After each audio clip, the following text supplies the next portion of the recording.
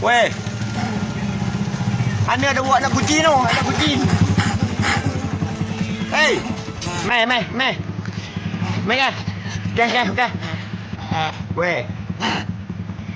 Amboi nak angkat sekok ni payah ah. Weh.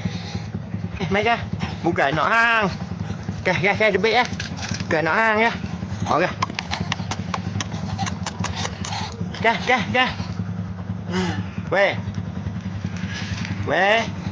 Mai. Kan debit ah. Mai. Nak makan tak? Okey. Kan? Mai. Mai.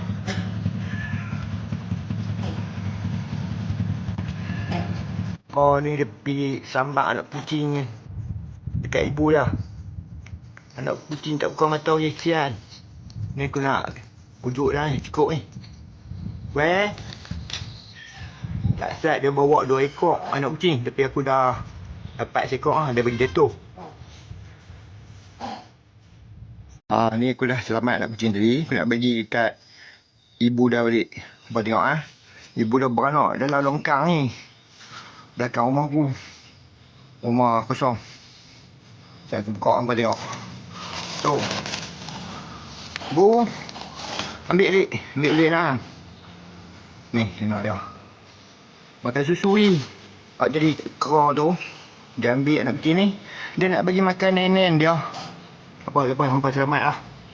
Cuba ketui batu berat ni, dia tak boleh nak ambil lah. Okey. Tadi dah selamat 2 ekor.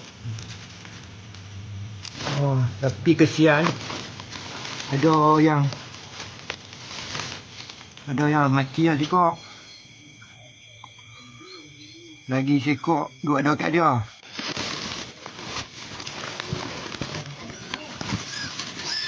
Okey.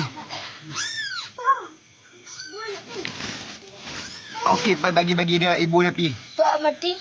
Esok kan malam ni kan Pak Long tengok lah. Kalau dia turun, Pak Long tangkap dia. Ni mak dah tunjuk. Mana? Ni. Mak dah mai. Okey. Buat nak mak dah. Mati buang. Mati lah. Mati mai. Ni Pak Long nak ni. Boleh adik? Tak ada. Okey. Nanti tak ibu dah. Alhamdulillah. Ya Allah. Alhamdulillah. Baru lepas lagi anak kau. Weh.